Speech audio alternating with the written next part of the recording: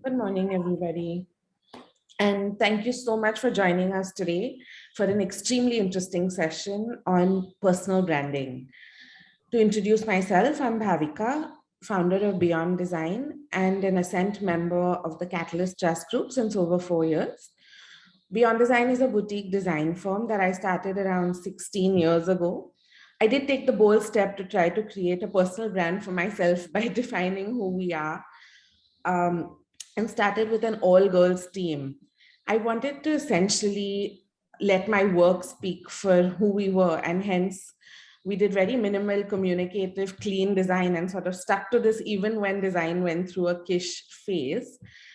To attain this, we're an all girls team. We're now working remotely. We have designers from all over the world. So we've tried to create niche spaces which are memorable for our own brand. And I'd love to know from Samir if this is something that works or not as we go further in the session. Um, yeah, staying true to my vision has really helped me honestly build this brand for us. I'm really excited about today's session and just want to ensure we're all on the same page before we begin. Today's session is not a tactical one. We will be focusing on social media, and we will not be focusing on social media, sorry, and when to post, how to post, etc. But post the session, each one of you will understand the steps to begin your own personal brand, how to begin your journey, or to take your journey forward from where you are. You will understand the why and what of planning your brands. Me, along with a couple of governing council members and the Ascent team, the Ascent team that always works tirelessly for us, have put together today's session and curated it. The content has been curated for you. So really excited to be moderating today's session, and I'd love to let me begin by introducing Samir, who is the Vice President, Communication Design at The Practice. Welcome, Samir. I request you to introduce yourself, and without any further ado, let's take the session forward. Great. Thanks so much, Bhavika. It's great to kind of be here and sort of, chat with people who, we're all in business. We're all in sort of, trying to sort of get our brands out there. And this is a very important conversation. So I'm, as Bhavika said, I handle communication design at The Practice. And, we are a public relations firm, but a boutique public relations firm with a kind of specialty in technology brands. And we've been around for about 22 years. We've kind of done a lot of work with brands such as Infosys, Amazon, Google, AMD, Sony, and so on. These are clients that we work with on very specialized projects and broad projects as well. And we have a range of clients, not just large multinationals, but also smaller companies and startups. And we've seen how brands struggle to kind of get their message out. And as a public relations firm, of course, we deal with media, but today you can't really talk about media without talking about social media. So when we talk about branding, the message of branding has to sort of encompass all the available channels that are, open to people. What I do at The Practice is essentially work with clients on everything from messaging and strategy at a core level with the C-suite, and translating that, into communication, and translating the communication into collateral, actual physical collateral that is going out on social media. It could be their website, it could be a video, it could be a film series, it could be a book, it could be a report. Because a brand has to kind of follow through from, from the core concept that management kind of points for itself, and it has to be followed through through every step of communication when you get the message out. So I kind of oversee that whole arc. So some of what I'm going to talk to you about, branding today, personal branding today, is kind of derived from that and kind of based on that and our learnings from there. And it'll be a good point to kind of start this journey for all of you. Yeah, so that's who I am and what I do. And let me just share my screen and we can get started.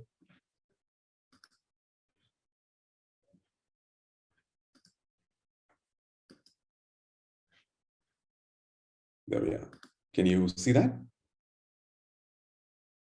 Yes, Samir, that's perfect.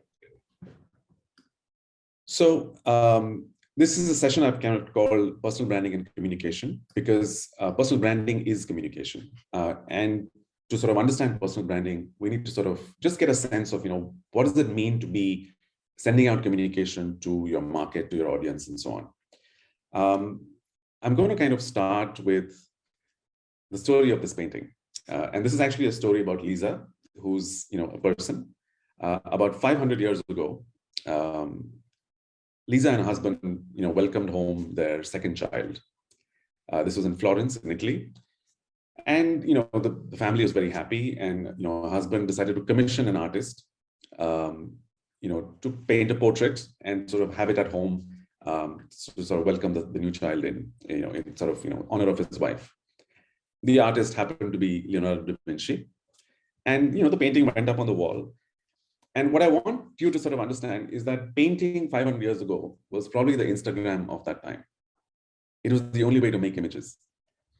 And what was essentially a family celebration, of a wife and a mother, to go up on the wall, to celebrate their joy and happiness, and to have their friends kind of come and see this, was essentially kind of what we do with Instagram today. It's how we send out our sense of ourselves, our idea of who we are, what's important to us, and we make it public. And, this kind of became public. It was not a particularly unusual painting for its time. It was unusual in the sense that Leonardo da Vinci tried a few things technically that were unique and that kind of influenced painting in the future.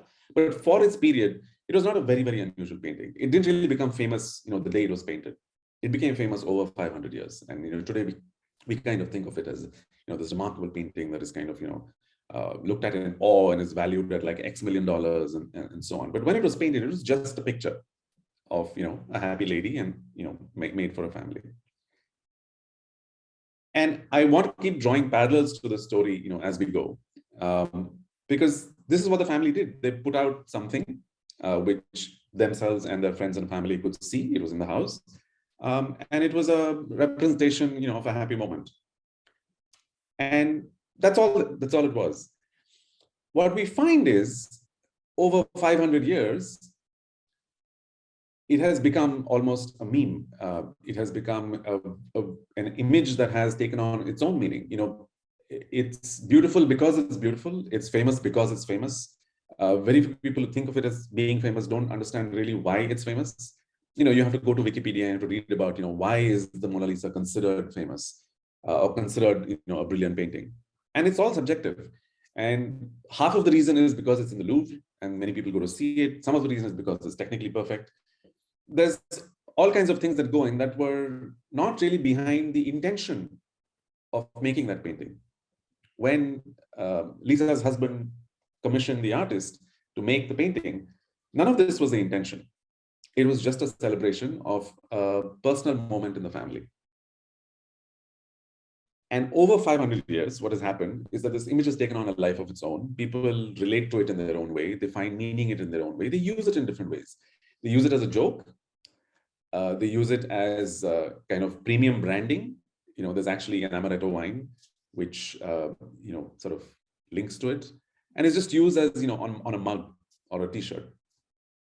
So the same image means different things to different people in the context in which they want to see it and they interpret it. And we often see the Mona Lisa as this, remarkable piece of work, and we want things to be as famous as the Mona Lisa. Things that maybe we put out, things that, we do. But it's important to remember that that was never the intent. And the other thing to remember is that people will read into something what they want to read into it. And it's not really that easy to sort of, control that, especially over time. So there's a big gap between, intention and the audience kind of uptake of a message that you kind of sent out.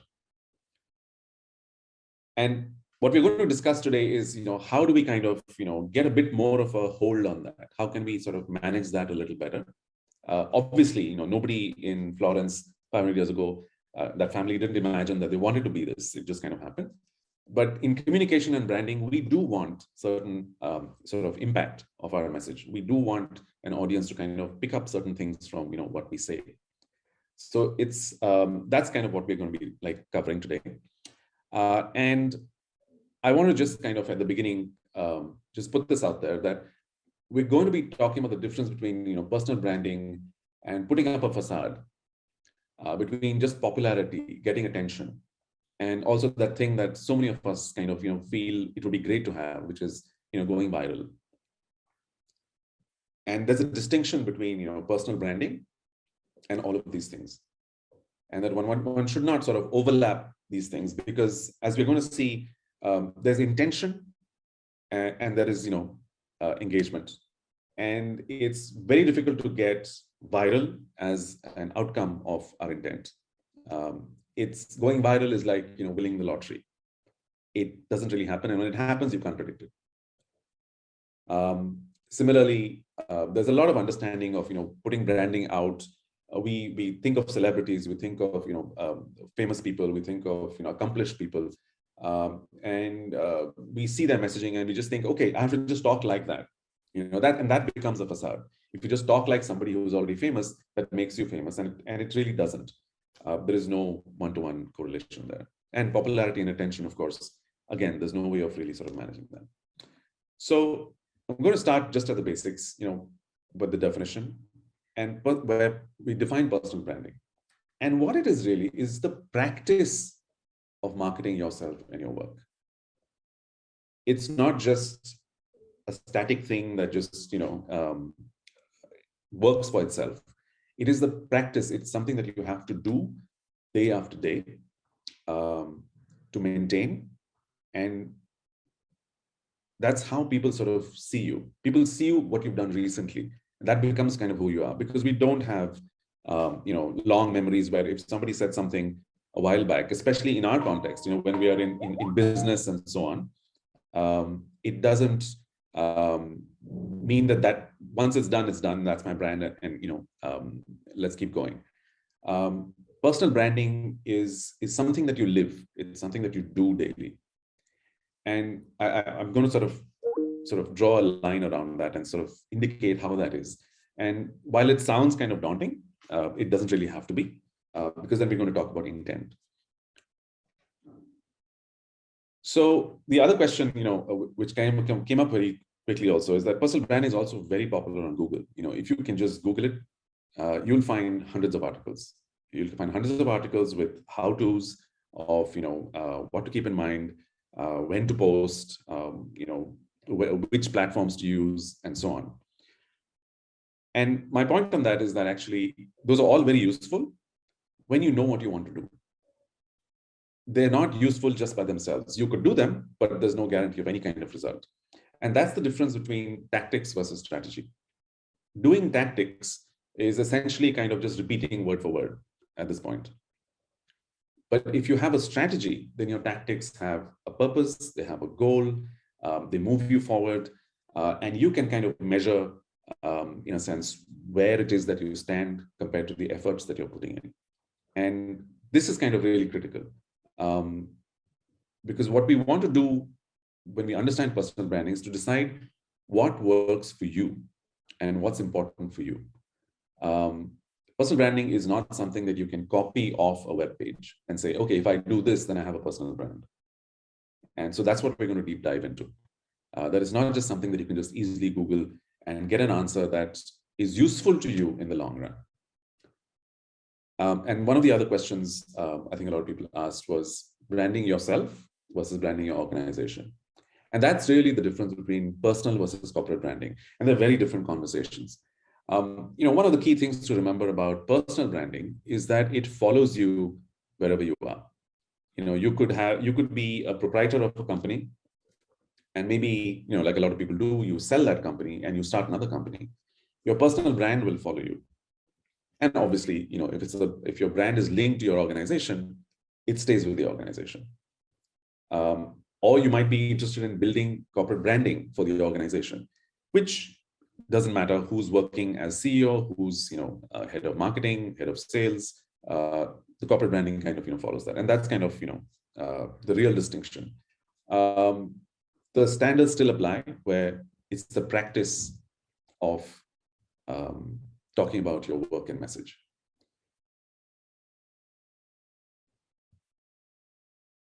Now, when we look at the landscape of where we're going to operate, what are we going to do with personal branding? We have to start somewhere, and there are three things there. There is the medium, there is the message, and then there are the relationships. In the modern world today, we used to have just television and just newspapers and so on, and at that time it was fairly one directional. And the reason public relations agencies kind of came to the fore was to sort of manage that relationship between newspapers and between corporates, because to get your message into press, to get your message onto TV, you had to sort of have those equations where you could sort of funnel those messages. Today things are very, very different. Today we have social media. Today a CEO can just tweet out something and completely change the market scenario.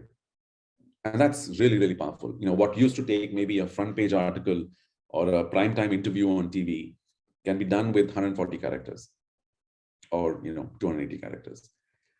So that's a dramatically different world where suddenly now, well, like it or hate it, you suddenly have the power to make a big difference. So some of that responsibility that used to be on the editor of a newspaper or the editor of a TV channel to decide how a message is presented, formatted, framed, and stated, all of that comes down to you. So when you think about your personal branding, we have to keep in mind that suddenly there's a lot of power in your hands, and that takes a little management. It takes a little understanding to sort of wield that power well, to wield it in a way that benefits you and where you don't slip up. So there's a little bit of understanding to be had there. But at another level, as we go ahead, you have to also choose your mediums. One of the things that we'll kind of look at is how you can decide which medium works for you or is necessary for you. Because not every medium is the same. You want to build a brand, you want your audience to understand. And it's not that each one of your audiences is on each and every medium. Not everybody is on social media. Sometimes not everybody is watching TV. Sometimes the people who are reading the newspaper are the ones that matter, and not the ones who are on social media or TV. So understanding your medium, the importance of the medium to your audience is one of the key pieces. So that's the second piece about mediums. And when you think about your message, when you're thinking about your personal branding, there are different kinds of messages. We want messages for publicity to talk about what we're doing. We want to share messages that share what is our value. You could be a company that's in an interesting industry. You could be creating opportunities for a section of society. You could be building skills for the country or for the state. There's conversations like that. And there's also connections with consumers, with the market, with partners, and so on. So there are multiple types of messages that we typically send out when we're doing branding. And here also you have to sort of decide which one is key to you. And that's again, it's on a self-assessment of what is your industry, what is your state, as a person, in the ecosystem. Are you operational? Are you mentoring? Are you advocating? And so on. Is it more serious? Is it more casual? All of these different things can be your brand. And we'll talk about why it's important to sort of know which message kind of is important to you. And the third thing is the relationships you're building. Branding today, remember when I talked about press and TV, the brand was the one-way message. It kind of just got distributed. You put your message out, and once it was on there, everybody could just read it the way that you said it. Relationships today are even more nuanced. With social media, as we know, people can troll you, people can talk back to you, and people can show their appreciation as well. And besides that, we look at the relationships in a couple of different ways. You could be building a network, you could be building an audience, or you could be building a community. So a network that is kind of more professional, that's more interest-based, and that's kind of helps you kind of work with people to sort of move the industry or your business further. You could be looking at an audience where that's similar to sort of having consumers who kind of, pick up your messaging and sort of, maybe run with your product. And there's community where you work with the people that you're messaging to, maybe to sort of, evolve your product, to maybe, evolve your markets, and maybe, change perceptions. So I want to kind of, spend some time on this, because there are a lot of decisions that happen on each of the lines over here for mediums, for messages and relationships. And as personal branding goes, what we try to do here is really simplify the core pillars of personal branding. You have to work out where you stand on these three pillars. And we'll sort of see how we can kind of do that. But I also want to kind of underscore the importance of this, because one of the key things that we already talked about is that personal branding is about the practice of doing it. It's the application of it regularly. And when we talk about that, what we have to understand is that authenticity is sustainability. That the only way you can figure out your medium, your message, and the relationships is if you're authentic, if it's close to what you're doing. And when you're close to what you're actually doing and what you actually intend, is the only time it's sustainable, which means that's the only way that you can actually carry it further and keep doing it without it feeling like extra work, too much effort, and so on. So on this slide, you can actually, is the kind of real takeaway where we need to know where we stand on each of these things, because we want to be sustainable. Any attempt at branding has to be able to be sustainable, so that you can, keep doing it and it becomes second nature, either for yourself or for your company. And purpose is really the way we kind of underline the whole effort at personal branding. You have to figure out your purpose, and your purpose will define the effort that you put in. And when we define the effort, when we define the purpose and we know the effort it is going to need, is when we can kind of look at ways in which, is this something that I can do by myself? Is this something that I need expert input on? It'll give you a sense of, what needs to be kind of done, because there's actually a lot that needs to be done in order to do personal branding well, and to sustain it. There's, as we understood, from having so many mediums, there's television, there is social media, there's different kinds of social media, there's different kinds of content, there could be video content, text content, reports, books, and so on. When there is so much involved, it's unlikely that you're going to be able to do it entirely by yourself. But if you need to do it by yourself, that's also possible. But then you have to understand that that's how your personal branding is going to work. I'm just saying this again, because it's very easy to think that, yes, we'll put out a video. Yes, we'll do this. Yes, we'll do something that went viral. And all of that actually has a lot of work going on behind it. So it's important to kind of understand purpose and to sort of underline effort to put behind that purpose. And I want to sort of talk about the challenges of personal branding in the media landscape. Because it's really important to kind of, sorry, I'm just checking the messages. Yeah. It's really important to sort of understand the challenges before we kind of start our exercise. It's always useful. It keeps us aware and informed, and it makes it much more real. So we're going to talk about the media ecosystem. And, as we mentioned, there are a number of channels. And one of the problems with having LinkedIn, Instagram, Facebook, Twitter, YouTube, television channels that are on cable that are just proliferating. In India, especially, even print publications are proliferating. All of this is possible because it's become easier and easier to sort of put up your own media channel. And the problem with this kind of channel is that it creates a kind of effect where people who are visible get even more visibility. The popular become more popular because they are able to sort of get the attention of channels who are hungry for content. And the flip side of it is that an audience can't access every single channel. Their attention is also limited. Your attention is limited. I mean, think of yourself during the day. You're not able to access every single channel under the sun. And if you do, you're flipping through it very fast, either on TV or even on social media. You're flipping through posts, you're flipping through pages. you miss content. So with divided attention and excessive channels, it's not easy to become visible. And the ones that we see who are visible are the ones for whom it just happens, and who are already building on something else that where they've got attention for that and they can build on that. You can think of a number of if you think of all the different people that you're aware of on social media today, that is definitely the case. It's very hard for somebody completely new to come in. Usually when that happens, it's again, like I said, it's like winning the lottery. It just breaks through the clutter and it comes on people's attention.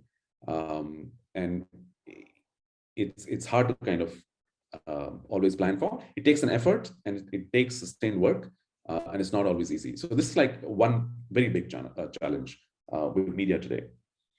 And therefore, like I said, being found is very hard. It's hard for people to sort of easily find you when you're new, when you're starting out, and so on. That said, your personal networks, people who know you, and word of mouth, these still have a lot of value. There are a lot of startups who have kind of begun work without advertising, but have found built ground through personal networks. So when we think of personal branding, we should not discount these. That these are important. Not everything about branding is about being famous, as we said. And just to reiterate, if people already know you, it's still hard. When we follow somebody on social media, when you track a person, if you don't hear about them for a while, we understand that they're not active, that maybe they're not doing what they need to do, and they lose attention and somebody else gains attention. And as you know, our attention is very fickle. We can kind of just transfer it so easily between different audiences.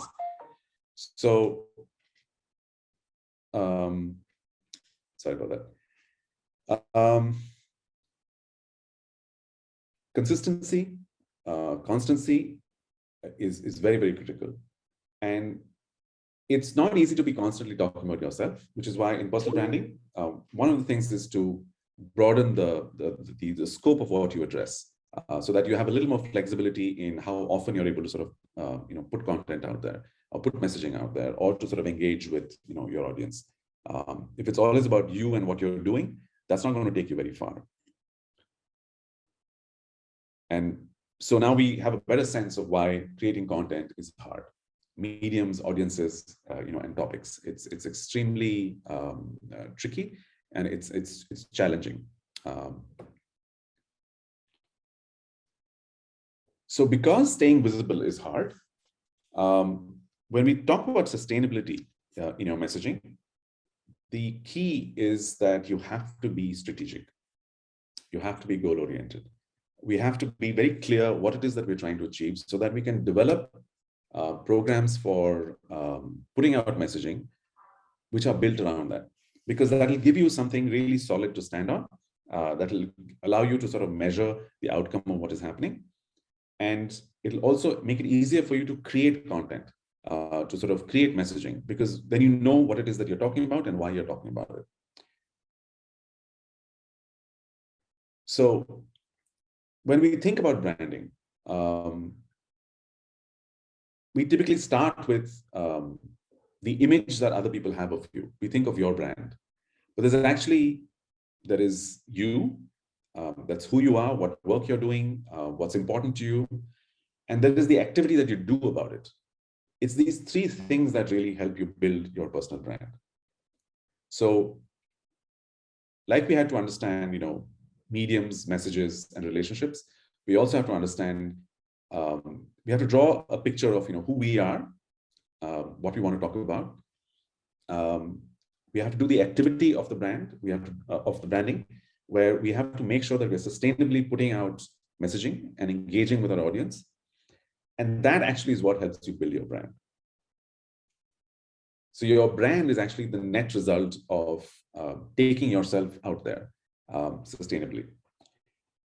So the key question then becomes, how do we understand who we are? and at the practice, we actually have a process where we walk through this process with clients.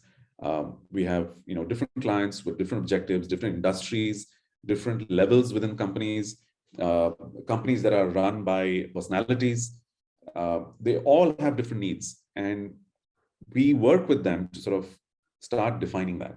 I'm going to kind of walk you through that a little bit, so you get a sense of what is involved. The first thing we have to understand is that you are already a brand. People already understand you in a certain way, whether it's at work, whether it's at home, whether it's in your network, among your associations. It may not be very clear, but there is already a way that people understand you. Now, for some people, you might be feeling that, okay, that's not what I want people to know me for. And for some people, that might be, okay, I want to amplify that even further.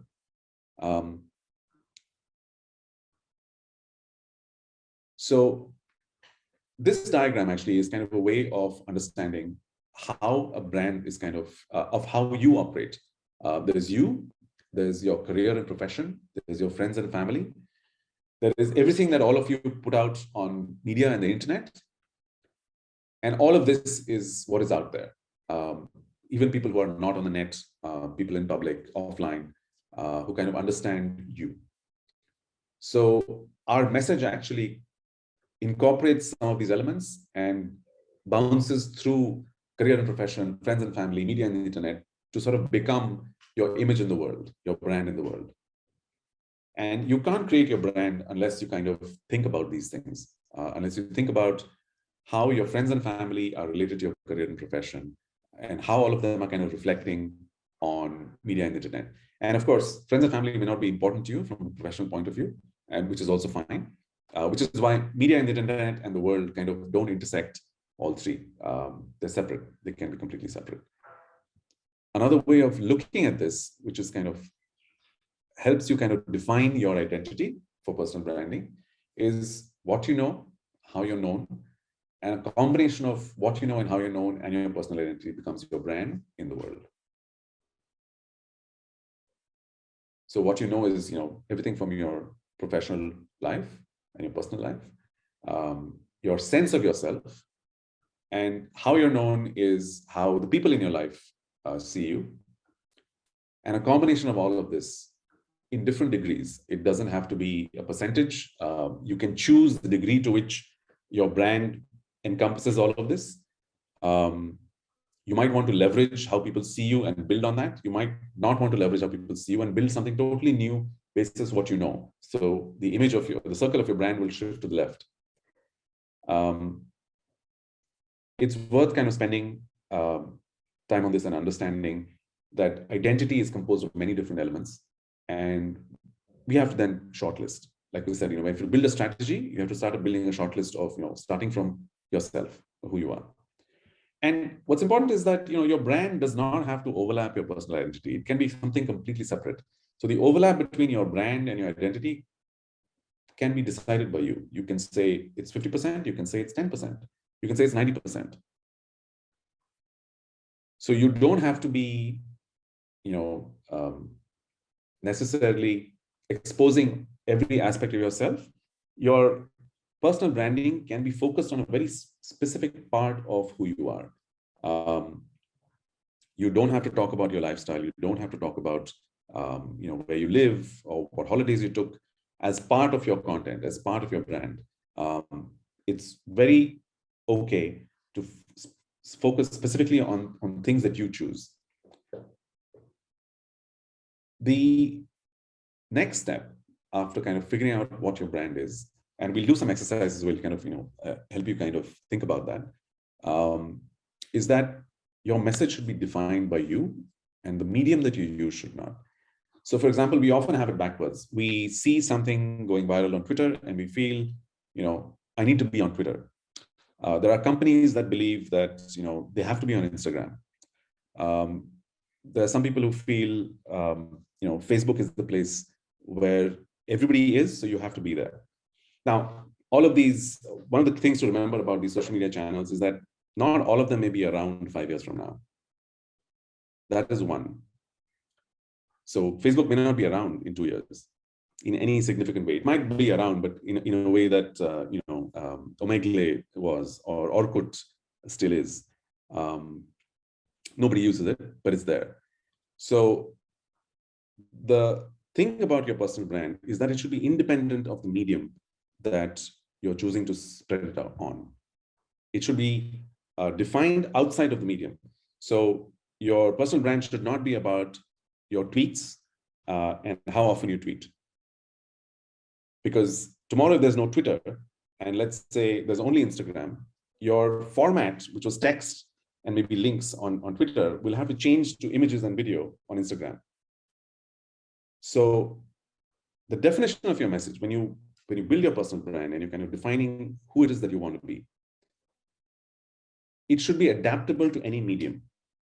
One of the reasons I do the work that I do, where we kind of go from strategy and communication into messaging and then translating that into collateral, is that because the work happens in the strategy level. It doesn't happen at the work of, am I putting out a social post or am I putting out a video? Any message or any strategy should be able to adapt to any medium that's available at that time or that is famous at that time. So we should not start from the other way around. We should not start from Twitter or start from LinkedIn or start from Facebook or Instagram or even television or even press for that matter.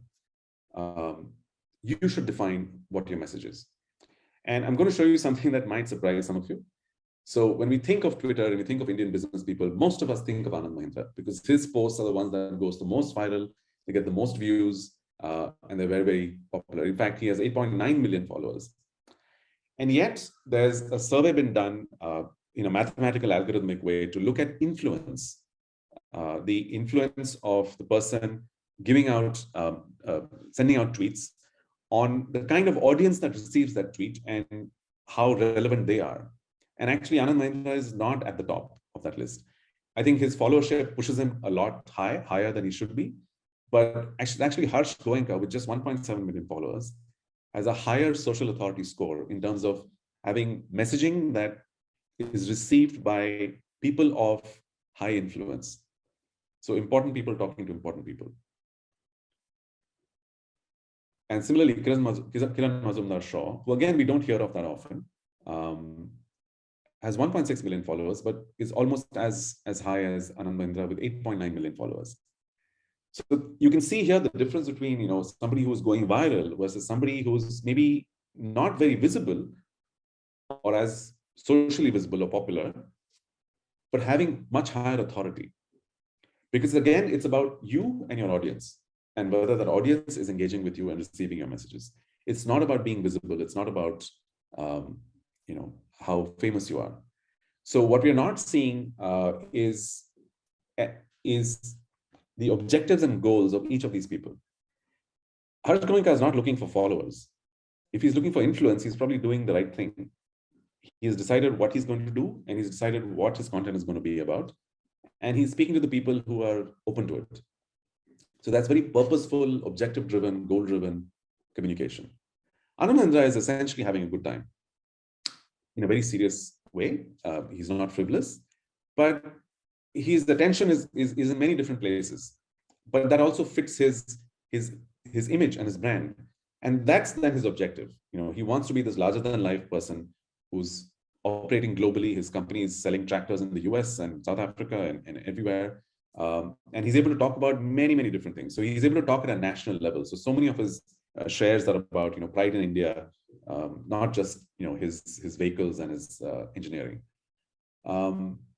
And Kiran Mazumdar-Shaw similarly has a very different sort of set of tweets that she puts out, on industry, business, women, things that interest her. So it's very easy to see numbers and think that somebody's doing very well, but influence is very different.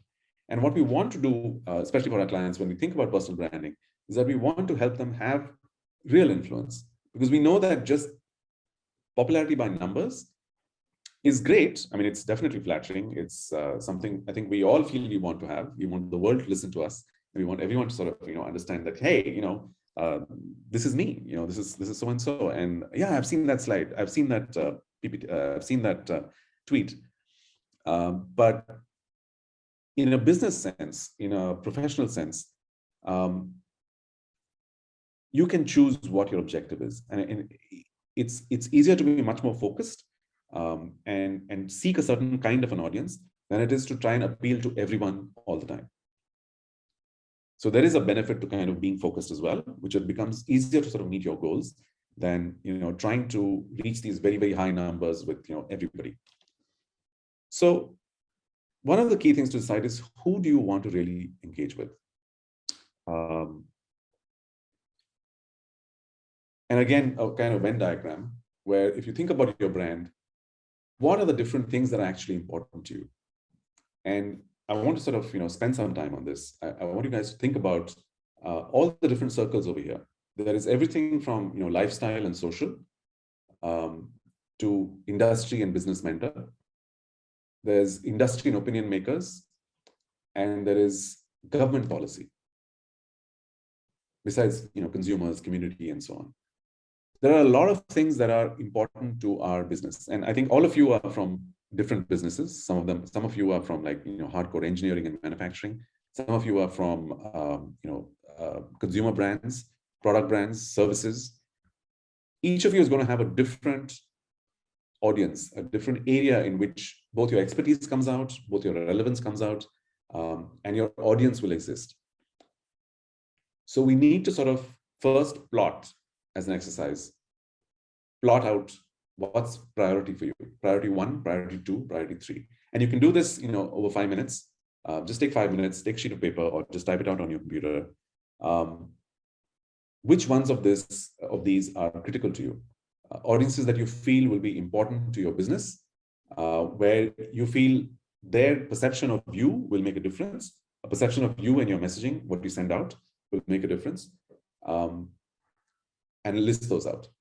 So if I can just sort of mark 5 minutes, or you can let me know when you're all done, and we can kind of move on to the next slide.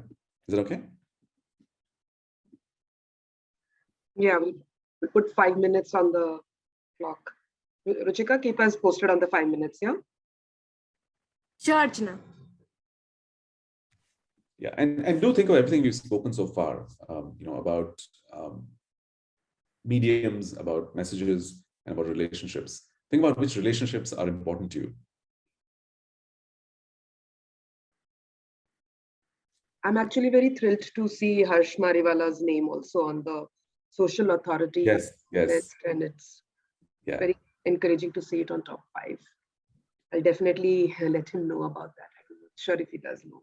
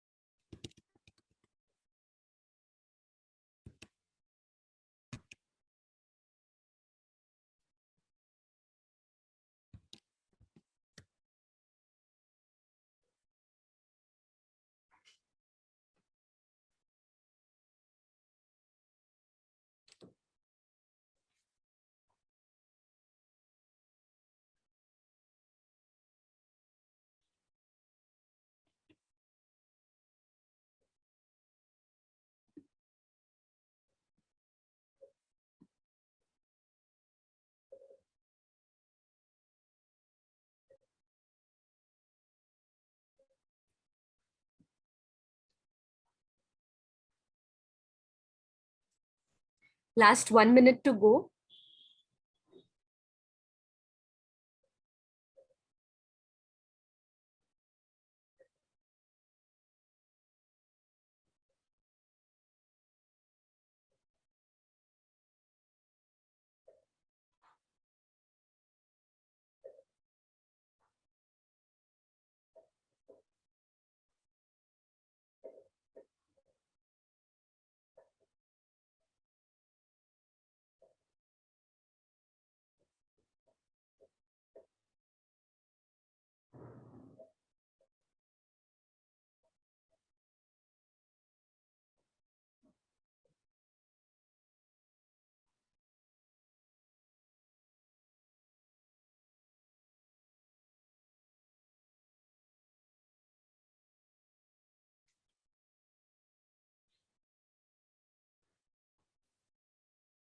Yes, Amir, we can continue. 5 minutes are up. Great, thanks. So, just note down, what you prioritized, and we're going to do a couple more exercises, and it's going to be like a funnel. It's going to funnel you down towards a way forward where you'll have a little more clarity, because you'll know by that time, what's important for you, because it's a kind of foundational conversation. It's very important to know what's important to you in clear terms with no, confusion, and then plan basis that, because you can always go back to what you wrote down at these exercises to sort of decide if what you're going to do is going to help that or not. And that's kind of part of the process that we follow as well. Everything has to have a basis. So we're kind of trying to build that here. The second thing we're going to do is, once you figure out your prioritized audiences, what are you going to be offering to engage with them on? So there is your interests, your lifestyle, just what you're doing, your opinion or your mentoring, or is it going to be about your business and industry? So how personal is it? Is it absolutely personal, where it's more about yourself and what you're doing at a personal level, because that's personal branding? Or do we want to have a more professional level personal branding, where we're talking about opinion, mentoring? And recall what we said about, branding for yourself versus branding for your company. Your personal branding will stay with you. Your company branding will stay with the company. So that's an important distinction as well to keep in mind as to what you're going to be putting effort into building. And it'll depend on your equation, on your relationship with your firm, whether you're an owner, whether you're a partner, whether you're an employee, but, a long-term one. All of these things have to be considered. So it's kind of important. And that's the second exercise, but I think just write down next to each of the audiences that you prioritize in the first exercise, what is it that you're comfortable engaging with them on? What is it going to be about? Because this will give you two things. It'll tell you who you're speaking to and what you're saying to them, which will then allow you to plan the kind of content you need to build. So think carefully, because we've also spoken about sustainability. We've talked about how branding is a sustained effort. It's the practice of putting out your messaging. So think about what you feel there is a lot to sort of engage with, that is, constant, that is relevant from time to time, over a year, over 2 years, maybe 3 years. You have to think long term, because it's easy to kind of think that, hey, I want to go into, I want to put out my messaging. I want to spend a lot of money. I want to get a big burst of activity. And then it kind of just plateaus out because, of course, it's not sustainable to spend money all the time getting publicity or, putting out content like videos and things like that. So it kind of levels out. And then again, your brand kind of becomes invisible and then less relevant. So to sustain it, it has to be something that you feel there is relevance to for yourself, so that you have the energy and the resources to kind of keep putting it out. So just list next to the audiences you selected in the previous exercise what it is that you'll be comfortably engaging with them on. And this, of course, will be driven by your business and what it means for your business, or at a personal level for yourself. So if you can just spend another few minutes.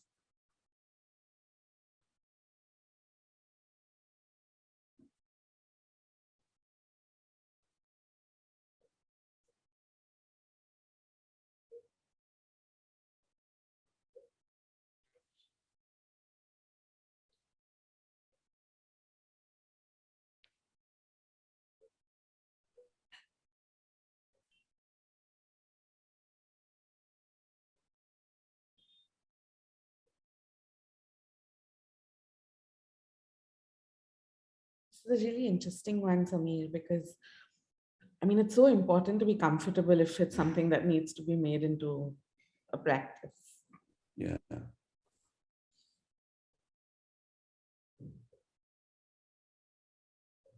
And also just, trying not to sort of do things for attracting attention. Absolutely.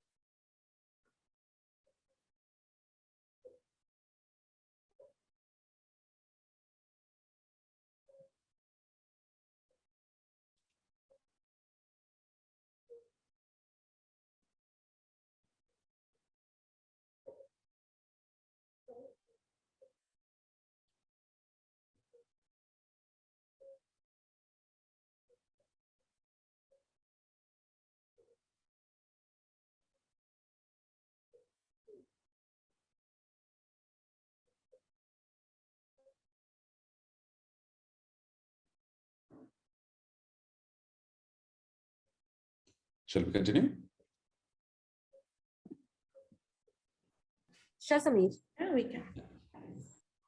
Right. So now or you've at least prioritized for yourself, what are the audiences that are important to you and what you'll be kind of comfortable, sustainably engaging with them on. And I just wanted to walk you through a few profiles of how some people are doing that. I'm going to stick to Twitter because it's easier. And it's just an example. But on the right side, you can see the ways to read the kind of content that Ananda puts out. There is tonality and there is content. So his tonality is mature and sober, as befits his stature as, global CEO for a very large company. Most of his content is very high level overview of things. It'll be policy, it'll be international relationships, it'll be, industry. And his posts are also very relevant anywhere in the world, other than the ones that are specifically about India, about Indian, people and so on. But even the posts about India are spoken in a way that an audience anywhere in the world can kind of engage. So he's built this image of himself very deliberately of a global spokesperson, for India and Indian excellence without shouting too much, about India. Just by being Indian and talking a certain way, he's able to sort of represent, I think, a lot of us. So I think a lot of people in the country are fairly proud of, what he's pushing out on Twitter in the way that he talks about us and in the way he represents us.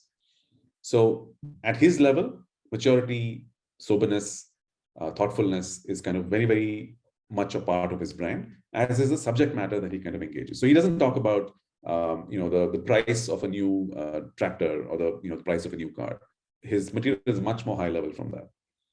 But on the other hand, we have the CEO of Xiaomi, which is the phone brand.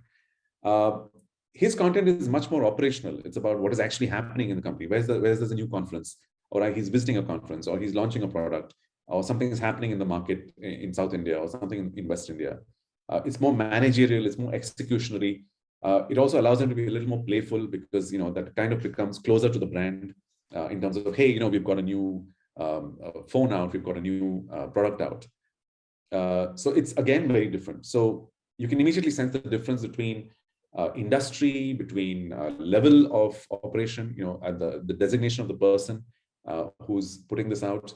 And I've taken people who work for companies because my sense is that Manu Kumar Jain is going to be like this even if he's not at Xiaomi. He's been at Xiaomi for quite a few years now. But even if he's not at Xiaomi, he's going to take this forward because if he's done it long enough, that kind of becomes his personal brand, to be playful, to be very having his fingers in all the things that are going on in the industry, being on the stage at a launch. That's kind of his brand right now. And until he matures and becomes an older business leader, when his conversations will change, in this phase of his life, this is how he's going to be. And that's kind of his brand. And here we have, Taru Kapoor, who's India's CEO for Tinder. Now, Tinder is a web app. It's got a very younger audience. It's a very different kind of product. And her conversations are very different. She's not talking about industry.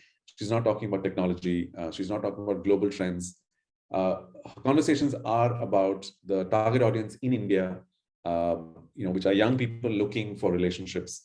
Her posts will be, insights into that, topics about that. It'll be about maybe research about relationships. It could be about, women and dating. Very, very specific, softer, thoughtful subject matters. And she's chosen to keep it thoughtful. If she was a different person, she could have chosen a completely different, fun tack to do this. But again, you have to do things that you're comfortable with. And so her way of expressing herself, as a CEO on a public platform is to be thoughtful, to just focus on sharing, industry insights, a few personal mentions, and so on, but staying relevant to the specific brand. She's not made it too personal. She's not talking about how, as CEO of this young brand, she's out partying in 5-star hotels or being in conferences and things like that. She's sharing insights that might be useful to potentially a user of the product. So a lot of us kind of like to read about relationships in magazines, insights about men, insights about women, dating, marriage, things like that. So that's the kind of content that kind of occasionally gets shared here.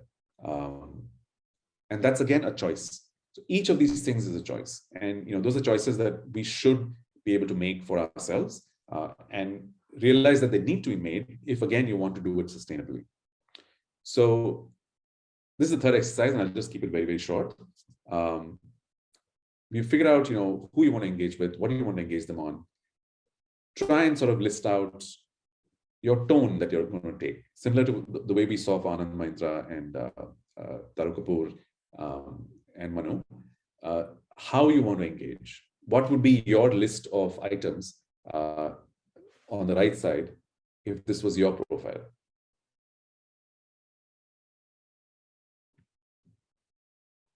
So just think about that for a few minutes, because then somebody should be able to get a sense of who you are when they look at your profile online, for example. And I'm using Twitter as a specific example because, like I said, we may decide that for your industry or for your business, Twitter may not be relevant. So I'm only using this as an example.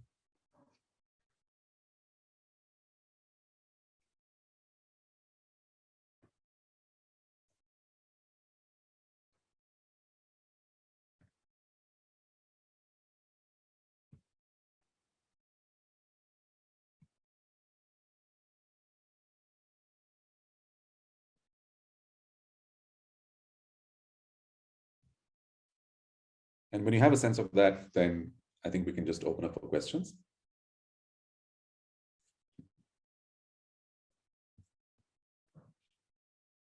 And I'll just close up after this, and then we can have questions.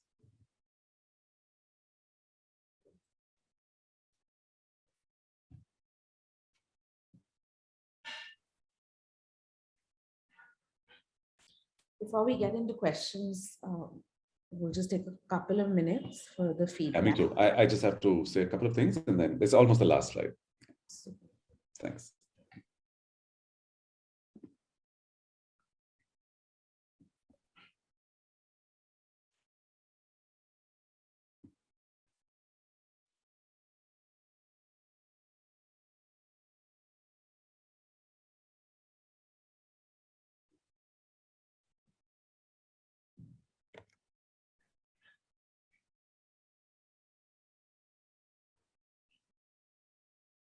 Yeah, this might take a little longer because it's a little more difficult question. It'll take a lot of sort of analysis, I think, a little bit, but I'll leave that with you. Just a few words about how to kind of wrap this up. And essentially, I think what's important to remember is that if you want to figure out all this for yourself about your personal brand, stay close to what you do. Keep it very close to what it is that you're actually trying to accomplish in your professional life. Or in your life.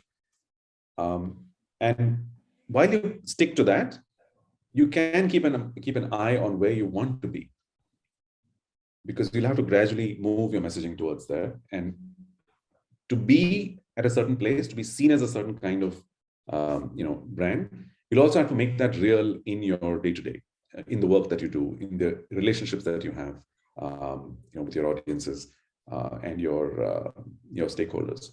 So stick very close to what it is that you do and gradually change that and move that towards where you want to be.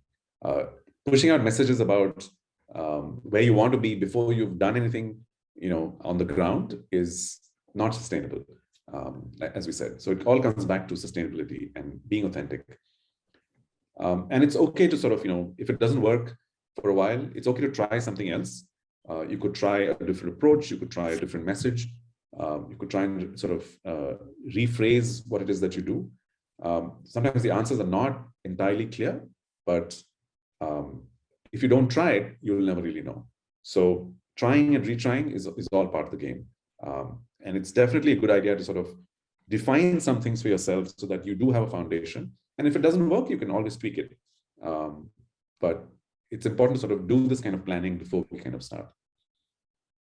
And sustainability. It's all about it's like growing a plant. It just needs work and support. So, and by support, it could be just your immediate network. It could be external support from an agency. It could be support from somebody who kind of helps you create content. It's not always easy to kind of constantly do it yourself. And it's okay to kind of reach out to professionals, because as we said, we're dealing with so much technology and so many different mediums. It's sometimes a bit much to expect us to be experts in all of these things while also doing branding. So external support is definitely okay if you want to build a personal brand, as long as you're clear about your objectives, because again, that's the only thing that'll kind of keep you on track. And because of that, in the end, it's not about media. It's your personal branding is about you. So, focus on yourself, and that will really help you build your brand, whatever the media that you choose and, whichever audience that you choose. And that's where I want to leave it. Thank you. Thank you so much, Samir. At this point, can we take a few minutes for the feedback poll? I'll request Ruchika to pull it up. And if all the participants could do this for us, it'll only take 30 to 40 seconds, but it's really important for the ASCENT team. Yeah, then we can take questions.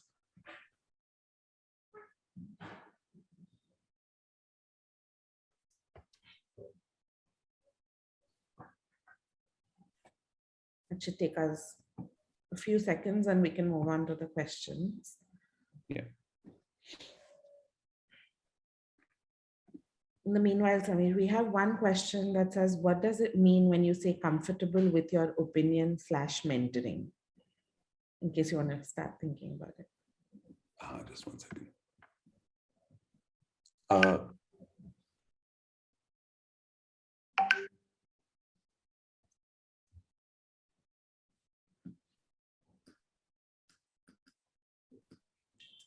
Sorry, I might have to ask you to repeat that. Sure. What does it mean when you say comfortable with your opinion / mentoring? Okay. 1 second. That's from Aditya. Can we request everyone to put the questions in the Q&A box and not in the chat so that we have them? Yeah, I want to understand the context of the question. I mean, I know what mentoring is and being comfortable with one's opinion, but in what context were you asking that? Aditya, would you like to explain that further? I mean, just for context, the reason I mentioned mentoring was because, a lot of people who have a lot of followers in terms of business often, give gyan. I'm saying gyan because, that's a popular word, but a lot of followers go there to read wisdom. They want to read business wisdom. They want to sort of learn about what is a good practice, what one should do in a business, as a startup, as an employee, as a manager, as a proprietor, and so on. So mentoring was kind of coming from there because that's the kind of content, and that's not for everybody. So that's what mentoring was. Aditya is, you can unmute, you are on the panel.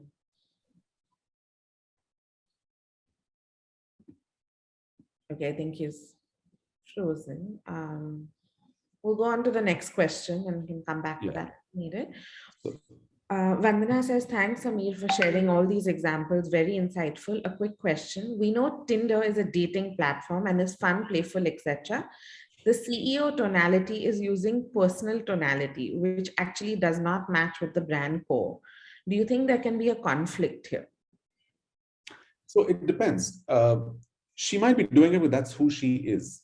And being thoughtful and being analytical and sharing thoughtful pieces, maybe how she is. And if that's a personal brand, that will follow her regardless of whether she's at CEO or some other company. It's not for Tinder to say what she should be doing on her personal Twitter. If she's engaging with the right stakeholders, because there will be content that is pushed from Tinder corporate, global or even India, where she has to say some things as CEO, but the rest of it is her. So she's not trying to build the Tinder brand necessarily. And as an employee, that may not be her mandate. She has to maybe participate and amplify things that Tinder Global is saying, but she doesn't have to be all Tinder all the time. On Tinder's brand, she doesn't have to be on Tinder's brand unless that's a directive as part of the job kind of thing. In this case, then her brand will follow her. She'll just switch from talking about Tinder to talking about maybe some other issues. Or maybe she'll continue talking about this because maybe it's core to who she is. Maybe that's why she took the job, because this is a space in which she likes working. Today's Tinder, it could be Bharat Matrimony tomorrow. It could be some kind of startup that is doing AI on relationships and virtual dating. She could join any other company in the same field, and she would continue to talk about this core issue. So we don't know what her foundation is, but I don't see a conflict really. Because like I said, she's not trying to be brand Tinder. She's being a personal brand, is my sense. And there are a couple of questions on if you're an entrepreneur, where do you start from? So where do you begin? What is the flow? Is brand first or is your personal brand first? And can you flip this? Yeah, absolutely. That's a good question, because I think it goes to the core of, when we are in a company and when you're also trying to build a personal brand. I don't think there's a connect really. You can have built a very popular personal brand and be doing a business that is completely separate. Like I know for a fact that the CEO of Himalaya is a great, when we started talking to him, we realized that he's not just like a normal businessman. He actually was in a band. He plays the guitar with a band in Bangalore, and they drink. He has this whole rock and roll lifestyle going on in the back. But in the front, his company is like this, Ayurveda, health and wellness, and all of that. So that does not have to be a personal connect. So the people who know him separately from his work. And at work, he's a proper suited, corporate businessman who's trying to bring this balance of, Ayurveda and modern science for wellness. It's not like he's like that in his entire life. So there's no real connect. And I don't think there's a need to flip it because they're not really that connected. They can be, but that's when maybe you're the owner of the company. When you are what your business is, and you know that this is your life and this is what you want to build, and so on.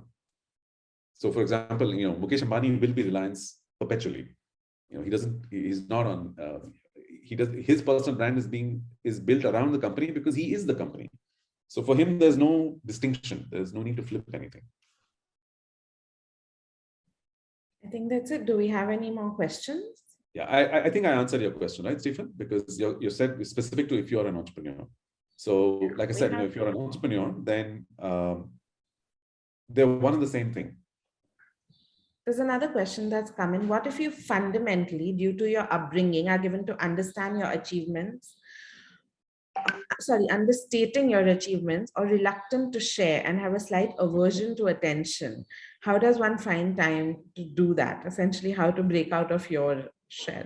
Absolutely. I think one of the biggest challenges of social media has been not all of our personalities are aligned to being visible all the time. Some of us like quiet time. We focus on our work and we get shit done, but we don't necessarily want the whole world to kind of be looking over our shoulders all the time. Some people are extroverted, some people are introverted, and it's perfectly fine.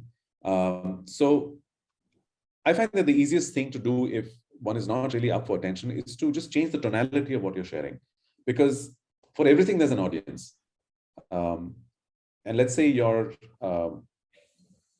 don't like attention, but attention can be directed to maybe the topic that you're covering. It could be about the idea that you're sharing. It could be about a reference to a conference that happened, or a research report that came out, or something about a product, or something about a technology, or something about something other than something that's personal.